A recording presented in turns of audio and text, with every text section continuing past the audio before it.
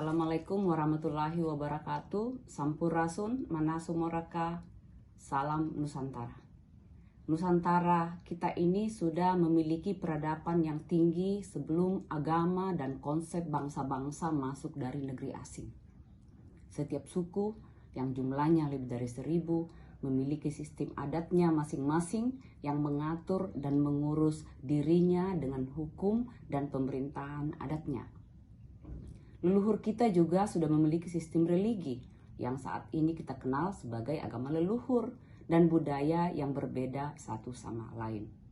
Leluhur kita, masyarakat adat Nusantara yang beragam, hidup damai, saling menghormati keberadaan, hak adat masing-masing, serta saling berinteraksi dengan bermartabat. Di mana bumi dipijak, di situ langit dijunjung. Itulah hidup yang beradab di Nusantara.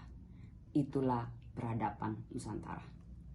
Peradaban Nusantara itu mengalami gangguan terus-menerus dengan masuknya sistem nilai baru secara bergelombang dari negeri asing dari luar Nusantara. Gelombang pertama masuk agama Hindu dan Buddha dari dataran benua Asia, membawa konsep negara kerajaan.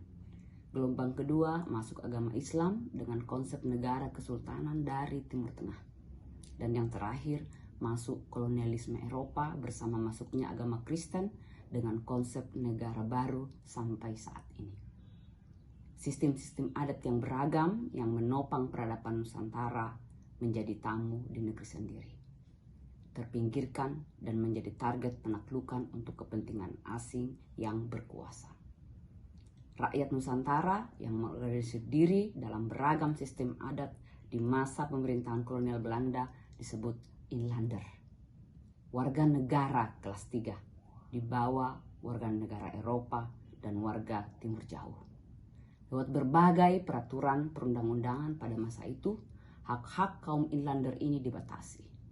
Lewat doktrin domain verklaring, tanah adat kita bisa diambil begitu saja untuk kepentingan kolonial Belanda jika tanah tersebut tidak bisa kita buktikan kepemilikannya sesuai hukum kolonial Belanda. Para pendiri bangsa menyadari betul masalah ini.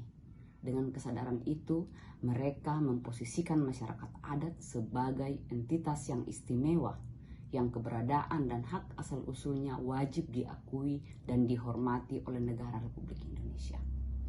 Amanat itu tertuang dengan jelas dan tegas di pasal 18 ayat 2 Undang-Undang Dasar 45. Juga pasca amandemen menjadi pasal 18B ayat 2 dan pasal 28I ayat 3. Sayangnya, sampai saat ini belum ada undang-undang yang mengatur pelaksanaan amanat Undang-Undang Dasar 45 ini. Manusia yang beradab adalah yang baik kepada ibu bumi dan adil terhadap sesama manusia. Sebaliknya, Indonesia justru melahirkan berbagai undang-undang dan kebijakan yang mendukung pengrusakan bumi dan ketidakadilan terhadap sesama anak bangsa. Semua itu demi kepentingan segelintir elit yang dibungkus dengan bahasa indah, yaitu kepentingan publik dan pembangunan Indonesia. Kami masyarakat adat menjadi salah satu elemen bangsa yang semakin kehilangan ruang hidup, terus menjadi pengungsi dan terasing di tanah leluhur sendiri. Pada saat yang sama, kita tidak saja menyengsarakan rakyat Indonesia, tetapi telah berkontribusi terhadap krisis iklim yang berdampak kepada seluruh dunia. Indonesia telah kita bentuk menjadi negara bangsa yang tidak beradab, mengkhianati semangat pendirian bangsa Indonesia sebagai sebuah negara budiman. Undang-undang Omnibus Cipta Kerja atau Omnibus Cilaka adalah tindakan tidak beradab yang makin mempermudah korporasi mengeruk dan merusak rumah bersama kita, bumi Nusantara. Semakin menjerumuskan kita pada krisis bumi dan kemanusiaan. Saatnya kita kembali ke peradaban Nusantara. Akui, hormati, dan pulihkan hak-hak masyarakat adat dengan segera. Segera sahkan undang-undang masyarakat adat dan kita segera memulai pemulihan peradaban Nusantara yang akan mengantarkan kita mewujudkan bangsa Indonesia yang berdaulat secara politik, mandiri secara ekonomi, bermartabat secara budaya. Sahkan Undang-Undang Masyarakat Adat. Salam Sumpah Pemuda dari Aliansi Masyarakat Adat Nusantara.